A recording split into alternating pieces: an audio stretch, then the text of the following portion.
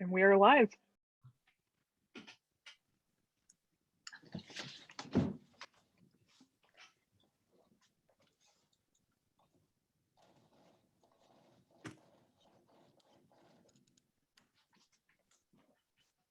Good afternoon, everyone. I want to welcome you to today's presentation.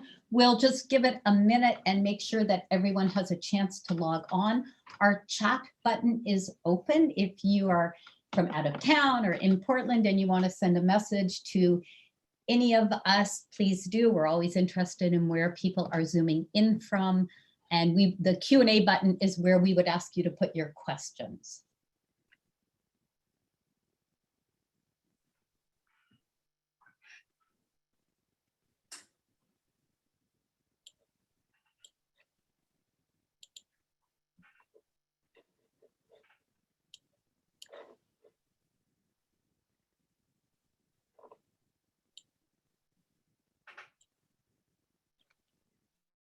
Hi, if you're just logging on, welcome to today's program. We're just going to give it a minute more, make sure everyone has an opportunity to log on.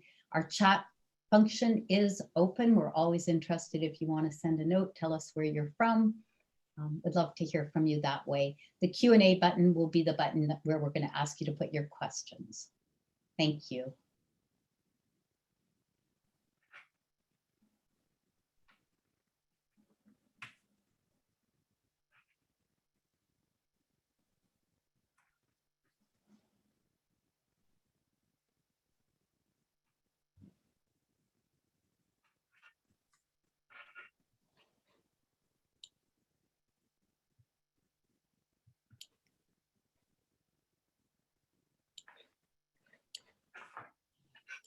If you're just joining, we're going to give it just a few more seconds and then we'll begin. Thank you.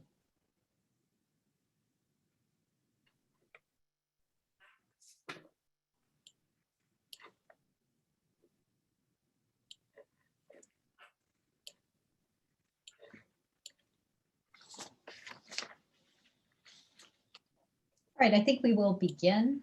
Good afternoon, everyone. My name is Judy Margles. I'm the director at the Oregon Jewish Museum and Center for Holocaust Education.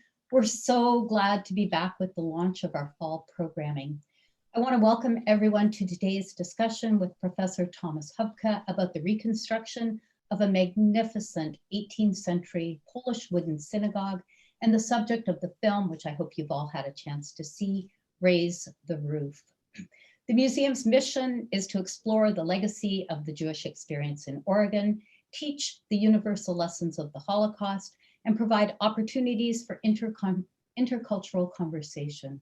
We challenge our visitors to resist indifference and discrimination and to envision a just and inclusive world. We offer all of our virtual programming, including today's events and recording of past events without charge. We'd be so grateful for any donation you might be able to make to support our work. You can find information about upcoming programming, membership opportunities, or donating on our website. I also want to remind everyone the museum has reopened. In addition to our 3 core exhibitions about the Holocaust, discrimination and resistance in Oregon, and the Oregon Jewish experience, the exhibition about Lawrence Halprin and his Portland fountains continues through late November. On October 7th, we open Mending the Social Fabric, an installation by Bonnie Meltzer. Today's program provides an opportunity to dig deeper into the film Raise the Roof. The film follows Rick and Laura Brown, 2 acclaimed artist educators who spent 10 years with hundreds of students, educators, scholars, and craftsmen to reconstruct an 18th century Polish synagogue from the town of Gwoździec, now in present-day Ukraine. The reconstructed synagogue forms the iconic centerpiece of POLIN, the Museum of the History of Polish Jews in Warsaw. I'd be very interested if you've been to the museum, you might just put a note in the chat. Always lovely to hear who's participated and had a chance to visit that museum. There's so much about that film that fascinated me, but I just want to offer the comment, just remind everyone that comment by historian Barbara Kirschenblatt Gimlet, one that really stood out for me. She noted how most people, when asked what the most important period in the history of Polish Jews might be, would say the Holocaust. Her response, rather, is that the most important period is not the Holocaust, but from 1,000 years ago. She argues that if we can't see past the Holocaust, the world will know more about Jews, how Jews died, than how they lived. This project is certainly a testament to that sentiment. I'm really delighted to be here today with Thomas Hubka, who was a consultant on the film. He is Professor Emeritus of the Department of Architecture, University of Wisconsin-Milwaukee. Through almost 40 years of scholarship and teaching, he has endeavored to link the practice and teaching of architecture to historical and cultural contexts. Professor Hubka has published widely on topics of popular vernacular architecture, including theoretical works and detailed studies of common buildings, such as New England farms, bungalows, ranch houses, and workers' cottages. But it is really his award-winning book, Resplendent, Synagogue, Architecture and Worship in an 18th Century Polish Community, that is most relevant for our discussion today. The book has been described as, and I'll quote, the only book in the field of Jewish architecture that attempts to contextualize a building with such specificity and with such a broad sense of the way it belongs in its immediate and more extensive cultural surroundings. Lucky for us, Professor Hubka now lives in Portland, where he has taught courses at the University of Oregon, Portland State University, and Portland Community College. Our format today will be conversational. I have a few questions to ask Professor Hubka. I am sure that you do too. Please put your questions in the Q&A tab at the bottom of the screen. I think we're all used to Zoom by now. I do promise to get to as many of them as possible. Professor Hubka, thank you so much for being with us today. I'll just begin by asking you the broad question: what sparked your interest in wooden synagogues? And to be more precise, how did you come to focus on the Gwoździec Synagogue? Thank you. It's a pleasure to be here. My interest in the synagogue started about 50 years ago when I started to teach architecture at the University of Oregon. I taught for 15 years at U of O, Eugene. I had a general interest in vernacular or common architecture. And a book was pointed out to me quite early by the Gwoździec, a now famous husband and wife team, who wrote this book called Wooden Synagogues. And I discovered this book, and I was just fascinated by this architecture. That presumably the viewers, you've seen the film Raise the Roof, and you saw those exotic synagogues in the beginning, and they look like nothing that we commonly know. I was fascinated by it, and because Hubka is Polish, I went back to Poland to looking for relatives and all that, and I became interested in this as a subject of research. And other people have done that. Louis Kahn, the famous architect, had this book, which I have, called Wooden Synagogues, published in 1957 under communism. Still one of the finest books of its kind about the synagogues. And Louis Kahn and I and others saw this fabulous architecture, and that sparked my interest. And a 15-year project involved in making my book, A Resplendent Synagogue. And I could talk generally about synagogues, but what I decided to do was focus on one synagogue, this Gwoździec, this synagogue, because there was more information about this particular synagogue than any of the others.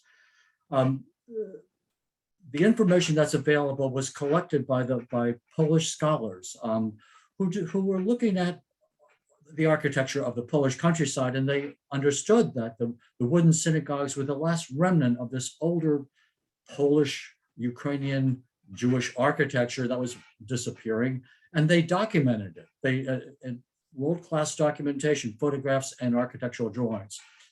During World War II and the destructions, these resources were scattered, but they were brought together, and the Hubkas that I mentioned put it together in this now famous book, and which I and other researchers have used. Just for the general viewer, you look at this architecture that you've seen and you say, is this Jewish? It doesn't, it's not like your shul in America. Most of us, most Jews have seen the last 75 years of modern architecture, synagogues. But many of you know that in Europe, architecture, synagogues were different, and these were. And the big surprise about them is that the way that they are inspired by Jewish architectural development. In other lands of the diaspora, Jews live in the cities of India or Persia or other places, and they adopt architecture of the region. Here in Poland, they work with Polish architects and builders to concoct what I would call an indigenous form of Jewish, Polish, or Ukrainian architecture. That's unique. And it's the uniqueness of this contribution of Jews to the architecture that's unique. And then on the inside, and of course, the film that you saw was primarily about the inside. The big surprise is the paintings and the liturgical art, I would call it. This is Jewish art. And I use the expression, this art was designed by, for, and about Jews. And that's new for most scholars. When I started out 45, 50 years ago, that wasn't so well known. Generally Jewish scholars looked at this as being shtetl, schlepper art or whatever, and part of a Kabbalistic, mystical, working class interpretation. Anyway, this is not what you see here. I egg on my colleagues by saying this is institutional Jewish art. And all of a sudden, a lot of scholars are a little uneasy. We have no equivalent of that today. This is, if you think of your local synagogue, there's donated paintings and things like that, but there's no common, the rabbis don't develop, this was developed by the rabbinical elite in many ways, in conjunction with local merchants and wealthy folks in the town.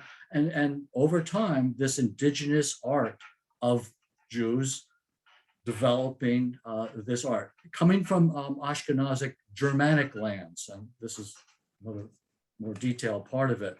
So it's a long-term development of a tradition. Tevye says tradition. Well, this is traditional Jewish art over long periods. And that's the thing. You look at this and say, well, maybe some radical rabbi made some of, no. This you can only develop this art in long-term development, and that is okay. That's enough of an introduction. So I'm not hearing you, Judith. You're Yeah, I'm good. Sorry. Right. I'm so glad you gave us that overview, and I actually have two questions for you about that maybe I'll just ask right now. So why are these synagogues made of wood and not masonry? Wood is the architecture of the shtetl, and this is the architecture of the small to medium-sized towns of the 15th to the 18th century. Most architecture in the small Jewish towns or shtetls are made of wood. The only masonry buildings in these towns would be the magnate, the Polish, small lord of the town, the Catholic Church frequently, or the town hall. Everything else, everybody's house and the synagogues are made of wood. And within Poland and the Ukraine and others throughout Russia, some of you understand that there's wooden architecture. The Russian wooden churches, some of you might recognize in photographs, they're related to that. But this is church architecture of common Russian Orthodox and Catholic culture. So anyway, a minimum amount of masonry architecture. But in the larger towns, there's equivalent synagogues made of masonry. I've studied those with other scholars and all that. They have some of the traditions of the paintings that we document here, and others traditions that are a little different. That's a side subject that could answer questions. Use the word institutional architecture. I mean, is that to say that the synagogues had a similar look to them. Some perhaps were more grandiose than others. So what you find is the basic layout of the beam and the arc and all that were common over hundreds and hundreds of miles of Jewish diaspora, the Pale of Settlement that many have heard about. They're similar in many ways, and relative to local congregations, you know, within Judaism, a local congregation has a relative power to make administrative decisions. Their individual synagogues are slightly different from each other, larger and smaller and more ornate or something like that. So within tradition, variations, and if you see in the beginning of the film, you saw many of the different looking wooden synagogues out there. They look very exotic and all that, but they're part of a monumental Polish-Ukrainian wooden architecture, but done in a Jewish way. If you went to these small towns in the heart of the period of 1700 to 1800, the paintings, these synagogues stood out as Jewish architecture. This isn't the Jews of the shtetl hiding and nothing like that. They stood proudly as the Catholic Church or the Ukrainian church in town as Jewish architecture of a majority, as these became majority Jewish towns, which is a surprise. They were once many different kinds of merchants, but Jews prospered in these towns. And they became majority of the citizenry of these towns and built these fabulous, beautiful synagogues. And it really bears repeating then, you know, just what Barbara Kirschenblatt-Gimblett's comment was. We have to think about the Jews that existed before the war.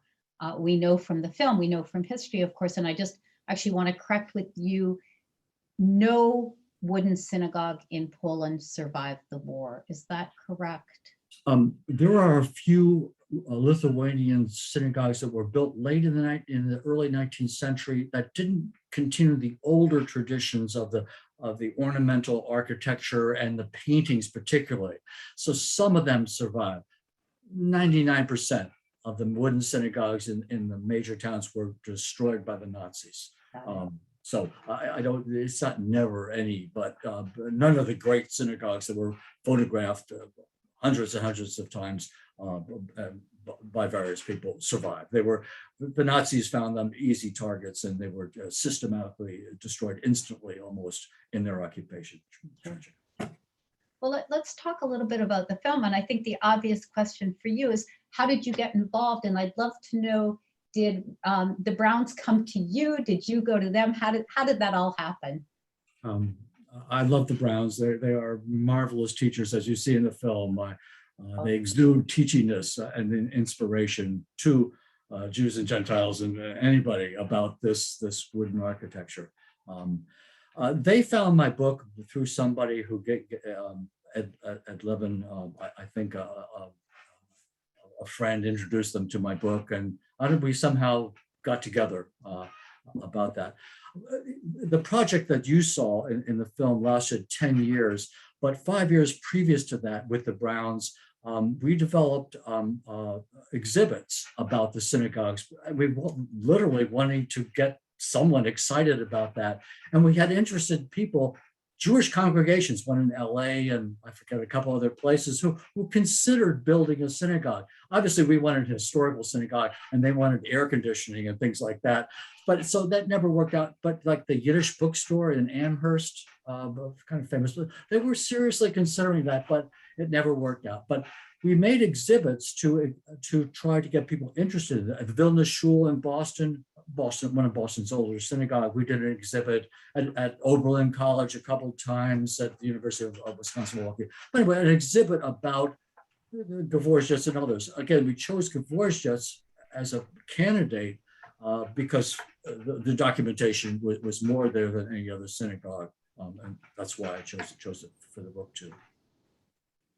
And say a little more though about how you and the Browns, how did the Browns come to create this reconstruction, and how connected with POLIN was it from the get-go? Like so the kind of the chronology.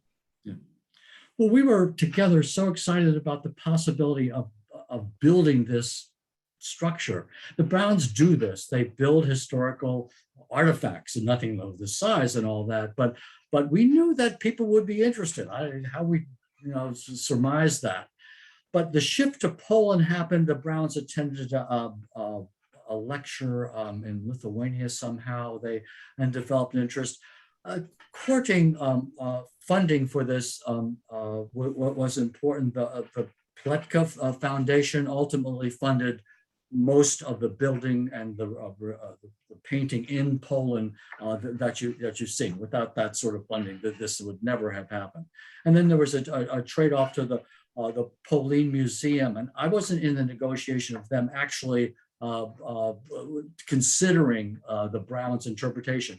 They could have, POLIN, the museum could have made this out of plastic very easily. And you heard Barbara Kirsch and Black Gimlet just so beautifully saying that it's important to in the making that we understand this. So that was a beautiful match between Barbara Kirsch and Black Gimlet and Anthony Polonsky, another leading Polish Jewish scholar, supportive of this project. So that it gradually transpired that this was going to be the synagogue. And it becomes the centerpiece of the POLIN Museum. It's a wonderful museum for this 1,000 years of Polish culture in Poland. It doesn't shy away from the Holocaust. Its Holocaust exhibits are as good as any in the world, but it tells better than any other museum this 1,000 years of Polish Jewish life in Poland, and all the best scholars in the world contribute to this. So what you saw then in the film primarily was after the construction over one summer, and then 2 years of making the paintings by going to various Polish towns. There were a negotiation of local synagogues, usually restored by Polish communities in the towns with cooperation of their Jewish survivors in these towns. And so local volunteers from these towns Poles get together to help paint the synagogue. So it was really an ecumenical effort, just marvelous, a kind of healing effort in many ways. I mean, my whole love of this project stems from my Polish background. There is ultimately Poles are asked, what was the complicity with the Nazis? There were people who conspired with the Nazis. There were also righteous Jews, righteous Poles who helped the Jews, and so it goes on. And this would be a way for me to make a contribution that I think my grandfather would have understood in many ways, and I hope he appreciates my contribution. I love that. Thank you. So you do note in the film that the style of this synagogue is primarily regional, but uniquely Jewish. And it was really that word uniquely, and you mentioned it just a few minutes ago. So can you say a little bit more about the cultural and artistic movements that inspired these artists to create these synagogues? And your perfect word, of course, is resplendent, which it's just unparalleled, that word. And also help us to understand who exactly built them. Again, you alluded to this a few minutes ago, Jews, non-Jews, a combination of workers. So talk about sort of the artistic, cultural influences and who actually was on the ground building these things. You have to look at these synagogues as built within a tradition, a previous tradition of Jews working with their Polish counterparts to construct this. There's a two-part system of Gentile and Jewish contribution to the synagogue. Primarily, the wooden structure is primarily Polish-Ukrainian monumental architecture, primarily the interior decoration motifs, etc., and particularly the paintings are Jewish, and I would say Jewish liturgical architecture and art. And so that's very important because there are examples of gravestone art or fabric art and things like that. But this is liturgical art of very high order. So it's this combination. One has to assume Jewish middlemen, persons that negotiate with Polish builders, the best Polish or Ukrainian builders. It's Polish Ukraine. Jews say that the shtetl changes countries. That's a little exaggerated, but yes, these are Polish administrators and magnates who conquer Ukrainian lands, and the peasantry is Ukrainian. So anyway, Gwoździec is in Ukraine, and therefore it's Ukrainian lands that we talk about. Hotbed of Hasidim who develop in this land. Sure. Another story. So you have a Jewish community negotiating with the local builder, who presumably would look at other synagogues and say, we want one like the Zawodov synagogue had. And you heard in the film that this creation of this dome was unique, and it is unique in some ways. And so presumably, I think local builders said, we have a tent-like idea for you here, and the local rabbis would think about it in some ways, just like normal negotiations between Jews and Poles of some kind. So that goes on the level of the building. The paintings, however, are Jewish, and this is without exception. In my synagogue, my shul, Gwoździec, we have on the ceiling the signature of the artist, Israel and Isaac. And to my scholarly friends, I say, this is Israel, son of Mordecai, and this is Isaac, son of Yehuda Leib HaKohen. And then I say, do you think they're Jewish? It's like, yes, they are Jewish here. What we have here is a tradition of the guild paintings. And this is documented more extensively in the paintings of the Catholic and the Ukrainian Orthodox churches. We have guilds of painters. These are not schlepper artists. These are skillful artists who have long tradition of training. And the artists, particularly in this town, come from they call it the holy city of Yarachov. It's about 100 miles away. You only import these artists over a long time distance to do this art that requires a sustained development over maybe 2 years or so. You didn't paint too much in the winter. To my friends, I say, these people are davening cold. This is cold worship. In the winter, yeah, it's as cold on the inside as it is on the outside. So this painting can't be done in the area. So it's 9 months maybe of Jewish guild artists creating these paintings. This is Ashkenazic art of German Jews brought to Poland and perfected for hundreds of years. And I make a point about Ashkenazic Jews because other people would often point to Sephardic traditions of the Orient, they used to say. This is like 90% or whatever of Ashkenazic art. And we see in the Jewish illuminated manuscripts, this is the art of the Jews in Germany. Sure. Of 13th, 14th century, we see the motifs that we see on the walls of Gwoździec. I mean, it's slam dunk. It's not speculative art interpretation. I lecture with a person like Mark Epstein, a very famous scholar of Jewish art in some ways. We've lectured together and go back and forth about the interpreting.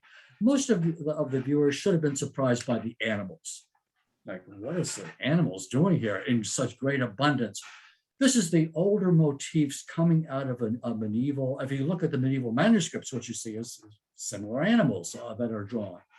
Jews are closer to animals in the shtetl in many ways. This is urban life in many ways. So these motifs, they're also a way for Jews to tell stories, I think, about biblical stories and all that through an animal iconography. It sounds non-Jewish in many ways, but it's very Jewish. And so what you see here is an art based on precedents in Ashkenazic or German Jewry. They were persecuted in Germany. They were invited by Poles to come in to run their towns. This is now the economic equation. Jews were invited to these towns in the eastern lands of Poland to run the economy. And they're the merchants who trade with my people, the farmers, and as part of the market economy, and it worked. And in the film, I use the term an optimistic period of Jews, which is a little controversial. I understand that because nothing about the later history would allow that.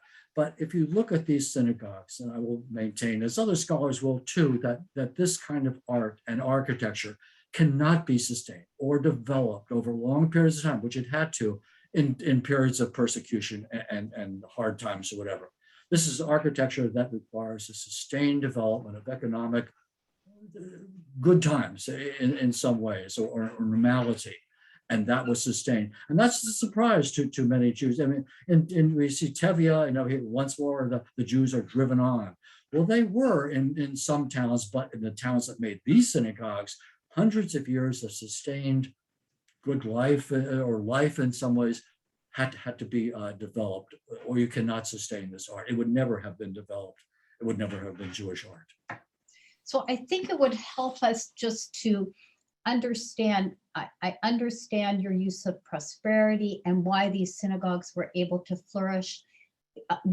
You're suggesting the paintings would have been done by Jewish craftsmen? Yes. But the building might have been a combination of Jews and non-Jews. And we know Jewish carpenters come to America in the 19th and 20th century, we know that. But if we go further back, the building trades are excluded Jews. And so therefore, in these towns that built these synagogues, we probably don't have Jewish craftsmen that are building the synagogues. Most scholars agree with that. There become Jewish architects at the end of the 19th century and all, but this tradition of the paintings dissipates by about 1800. By 1850, no one is adding to these paintings. This art is in some ways frozen. In these small towns that used to be the economic motor of the countryside become backwaters. And as we develop in the 19th century, the industrial, the nationalism, Jewish reform movements bypass these smaller towns. So that's the fading of this art and architecture, which we can study too, but it won't tell you how the buildings were painted.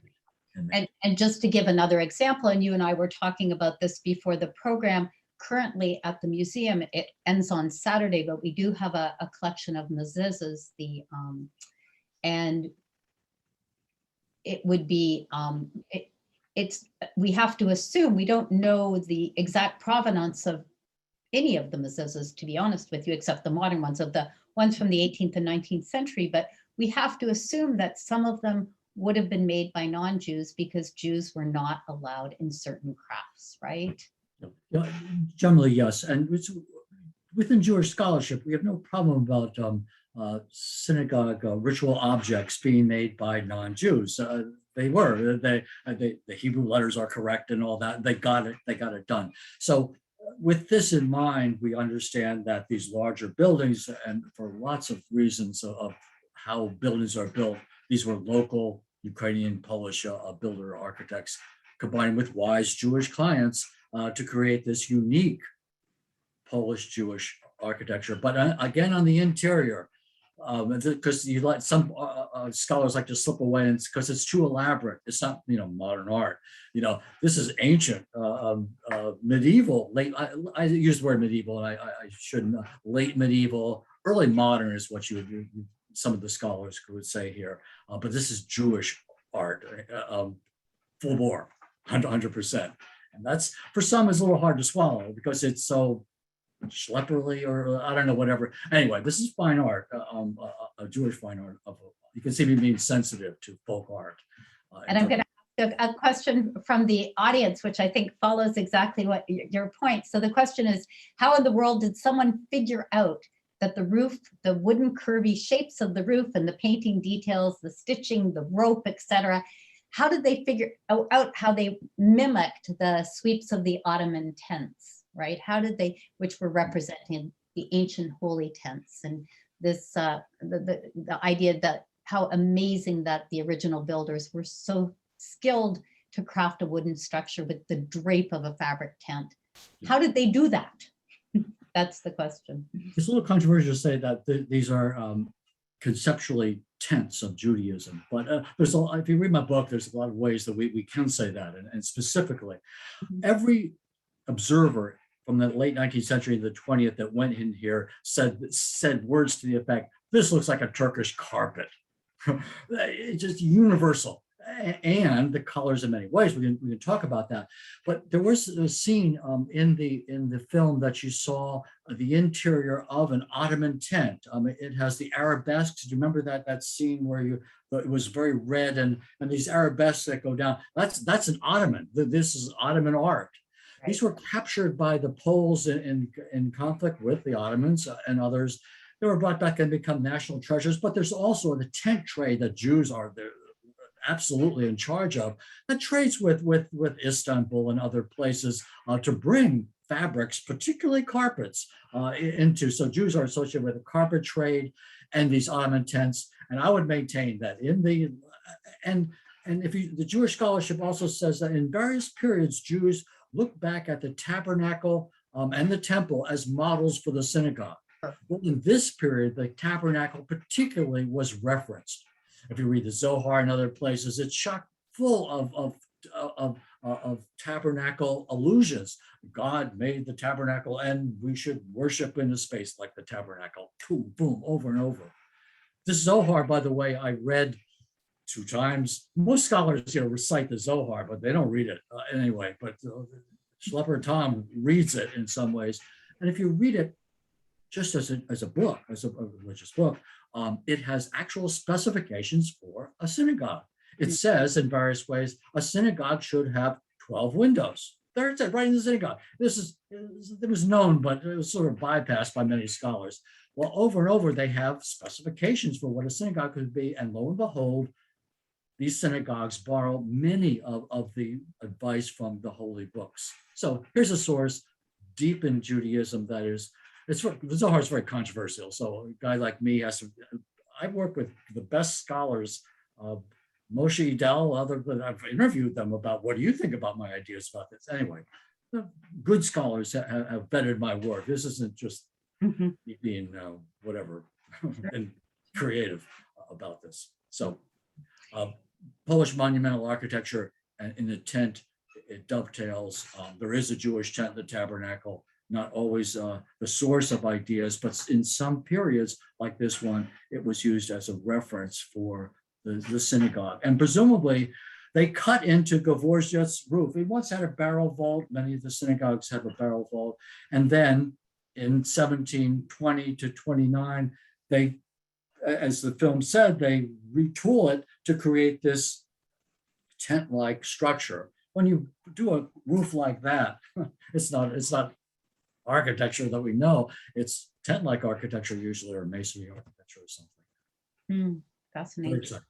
Can we go inside the synagogue for a moment? There is a question from the audience, from someone who you're so articulate. I think you can describe it for us. Describe the interior architecture for us. Where did women sit separately? Did they sit upstairs, downstairs? Like, can you just sort of take us in and tell us what we would see? Okay. There are 2 phases of the development of in this case, women in the synagogue. The first phase is that they sit on the ground floor, and they have small slits or whatever, they can hear the holy men, but that's it and all.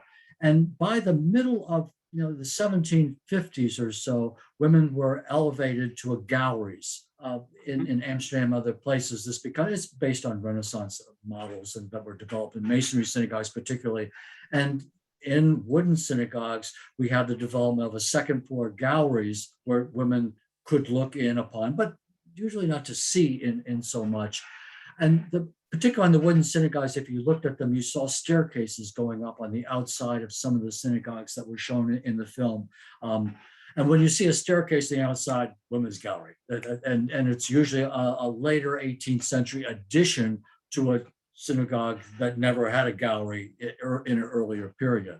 So it's a motif that instantly says that the women are elevated somewhat. And again, they have their own traditions of Yiddish prayer, and others, good Jewish scholars have have researched that, and if you can read about that, you can. Well, so the staircase, elevating women perhaps, but also relegating them to the outside. Could they enter the synagogue and access the balcony? And No. These are exterior staircases. So you don't go into the synagogue like we do today, and they go upstairs or anything like that.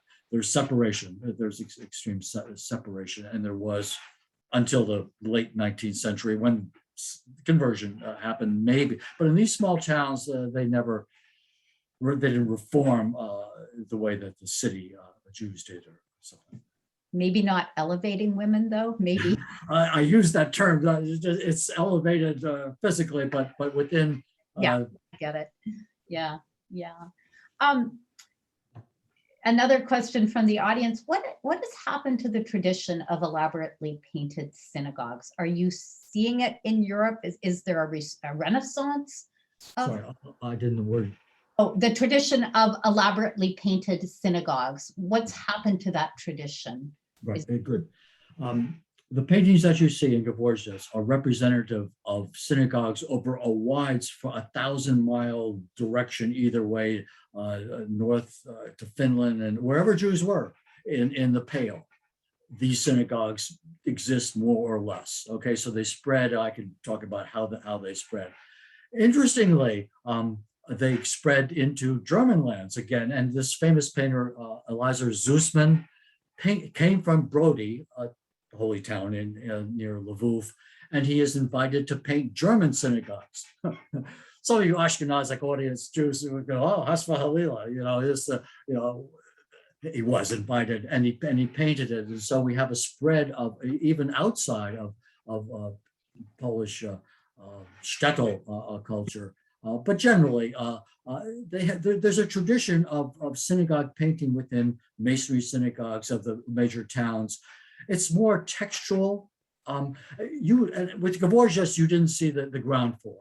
In the ground floor are these tablets, large, 10 feet high, of prayer. And so it's primarily prayer and with animal motifs to the side. And so this is why you really say this is liturgical art, and then why did they choose these prayers? I wrote an article with another scholar why these prayers were chosen over others, hypothesizing about the liturgy of common Jews in the shtetl and what that might entail, a little bit of Kabbalism, a little bit of folk culture or something like that. But Germans have their own, developed their own traditions within Germany, but not so elaborate and not like the painted synagogues of the Eastern Ashkenazic Jews. Oh, fascinating. And you actually mentioned Finland, and there's another question, another audience question. Someone is suggesting that these synagogues, the wooden synagogues, remind this person of the stave churches in Norway and other Scandinavian countries. So is there a link between the churches in Northern Europe and the synagogue? What you want to find out about is throughout all Northern Europe, into Italy and Spain a little bit, we have architecture that is, relatively speaking, like this. We don't have Jews were persecuted and eliminated from Spain and lots of France and Germany and all that. So the dominant culture of Jews becomes part of Eastern Europe. And so the architecture, there is an equivalent architecture, but more Northern European of pointed gabled roofed architecture, elaborate carving, which we see on the outside of many of the synagogues. But each national culture in parts of Russia or Poland or Ukraine or Finland or Norway have their own indigenous local wooden architecture. Both Jewish, but not Jewish. There weren't enough Jews in Norway or to sustain a local architecture. I would call it this critical mass.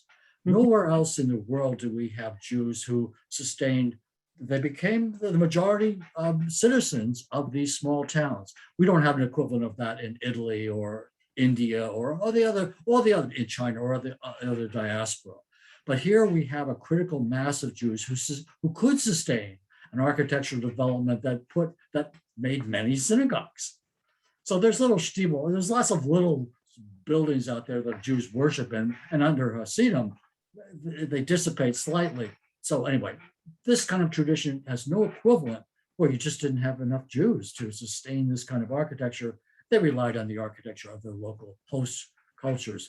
But in Poland, they sustained a unique Jewish Polish architecture. Wow.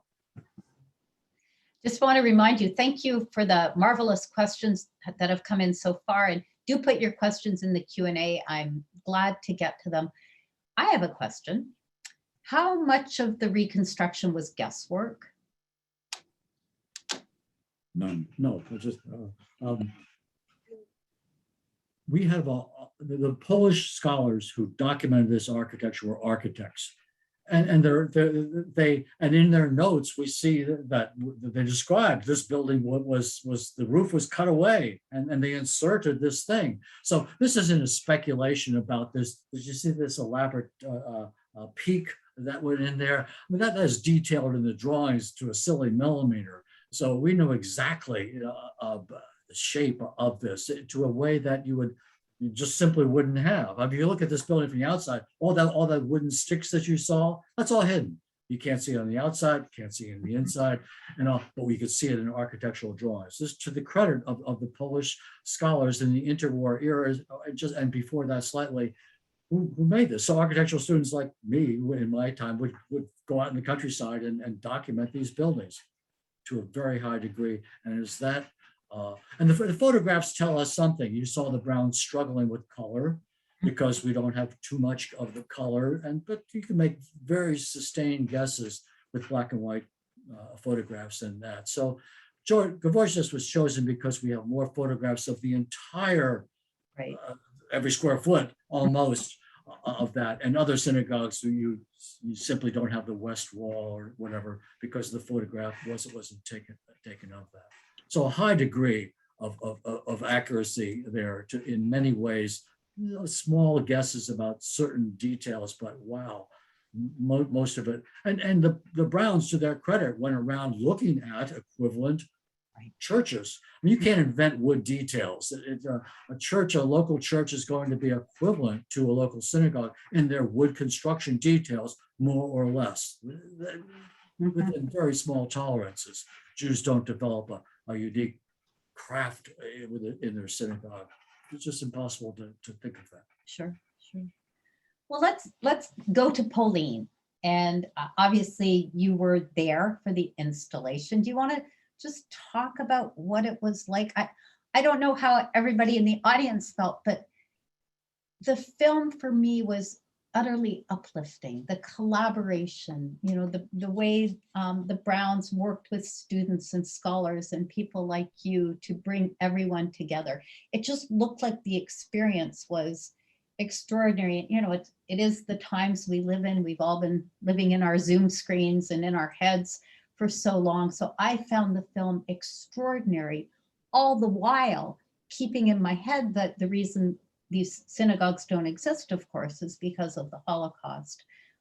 And to be uplifted at a time where we know why they were destroyed is really something. So I think I have a two-part question for you, if you don't mind. One, the experience of being there for the installation of this reconstruction, and then, if you don't mind, maybe sort of the emotional toll it might have taken on you and others who were working on it, given why you were doing this and installing it into a museum, specifically about Polish life.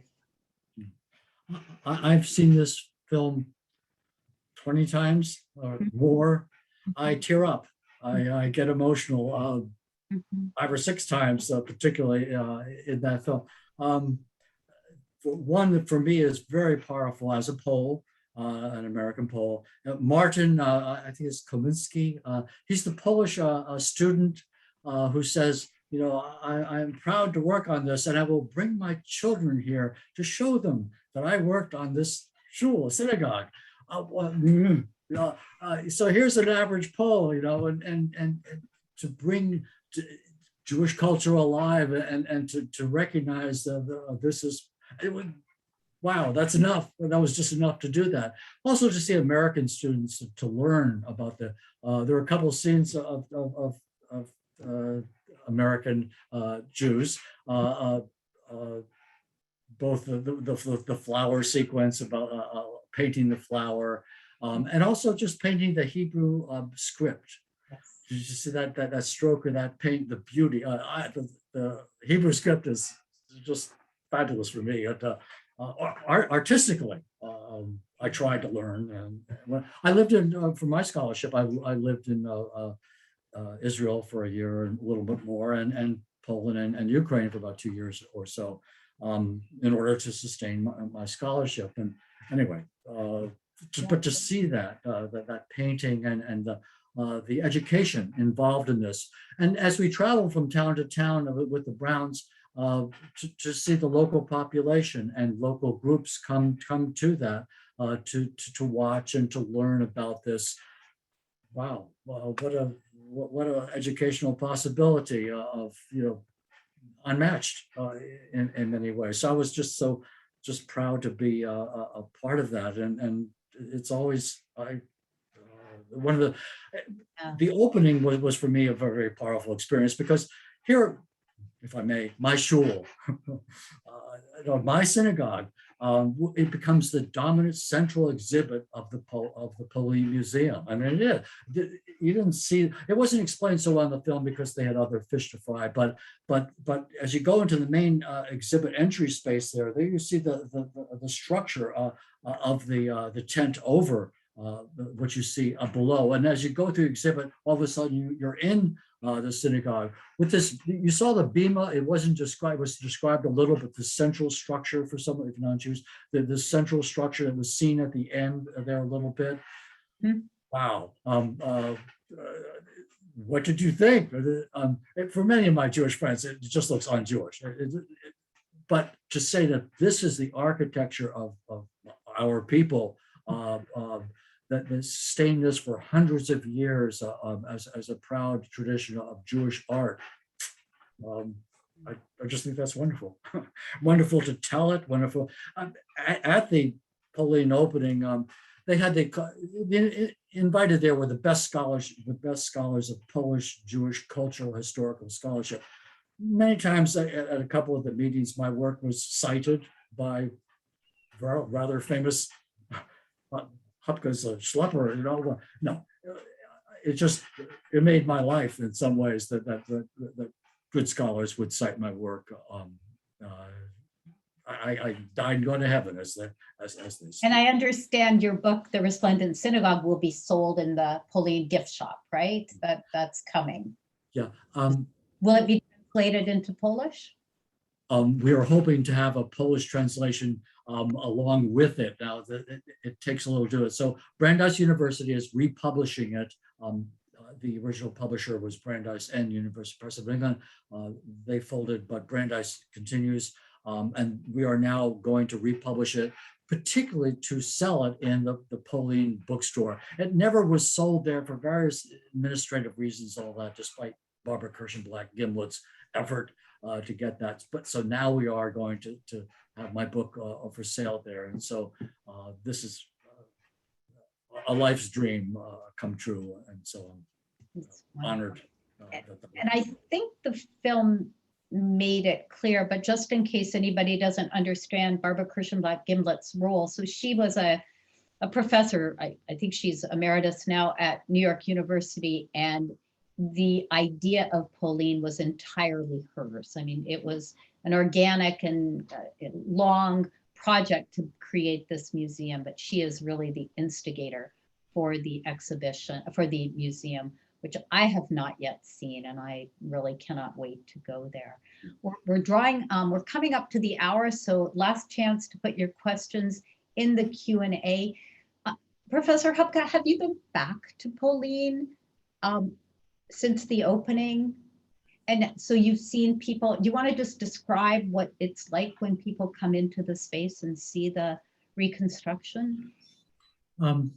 About half the visitors to POLIN are Poles, and then the other are Americans and Israelis, and then other European countries. I haven't been there long enough to do that.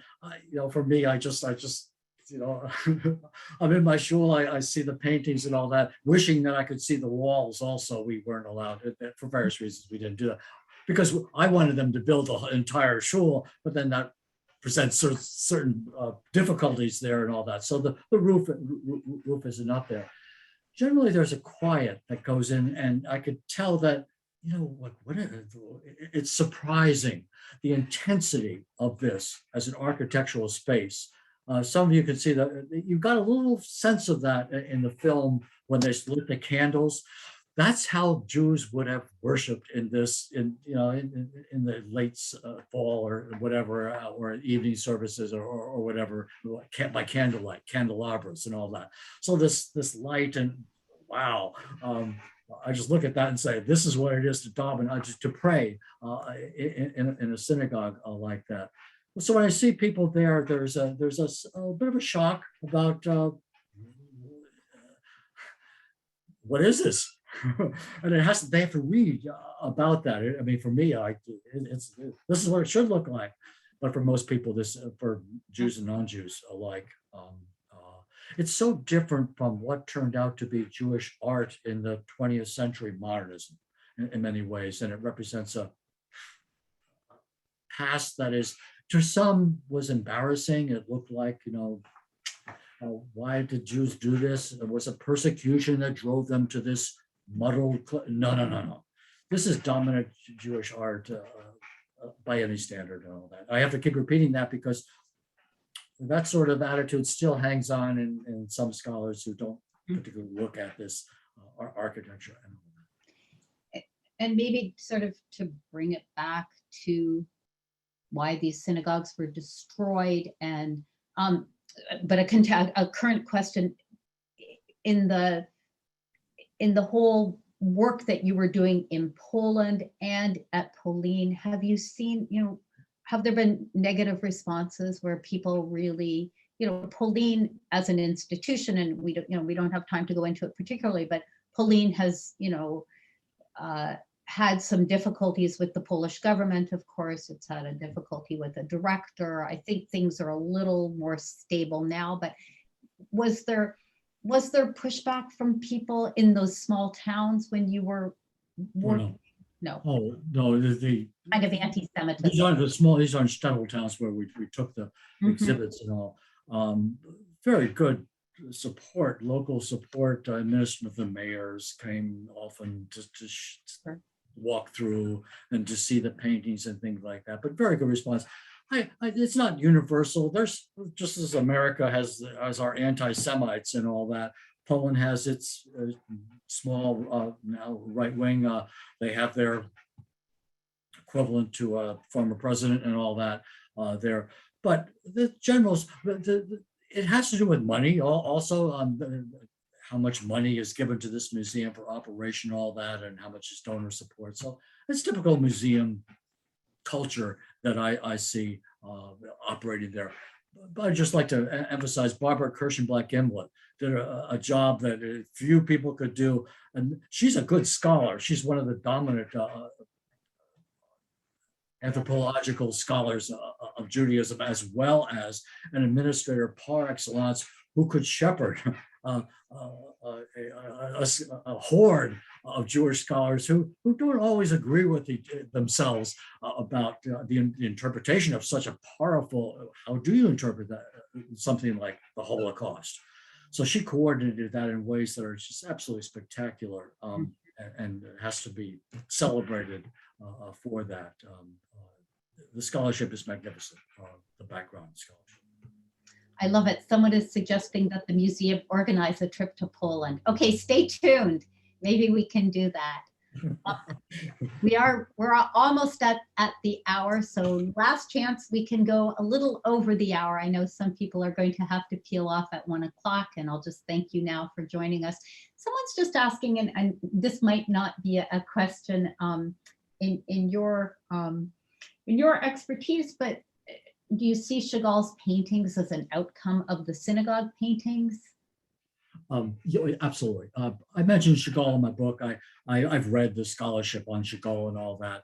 To me, Chagall is just a normal Jewish boy who goes into the synagogue and says, wow, wow, look at this. And so he has more imagination than others and all that, but this is solid. Every scholar of Chagall has said these paintings somehow underlie this. So to what degree and all that, but we see, I think, a charged imagination within the normalcy of Jewish worship, and Chagall would take that to the art extreme that he does and make great art out of it. Jewish art in the synagogue. Yeah. And we'll just end, there's a lovely question just for you. It's someone who says, "Go Panthers," that wants to know how you got to teach at UWM.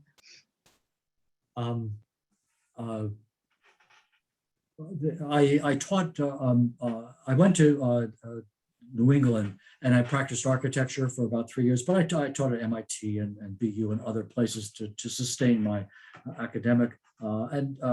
I wanted to teach full-time in architecture, and a job opened up in Wisconsin, and then I went there. So it's like you go where the university jobs are available, and there I met my wife and other things. The rest is history. Yeah, that's great. Go Panthers. Any last comments that you want to share with us? This is great art, and it's the film is, I think, spectacular. See it again. I can see it again. Makes me cry. It tells us a story that was sustained by two Americans, the Browns, and they're not Jews. They didn't know anything about Jewish culture, but they had a spirit of recreating what was lost. And what was, the Nazis would have won by extinguishing this art in some ways and all that, and they proved that wasn't the case. And so this art survives as the memory of Jews. Yeah.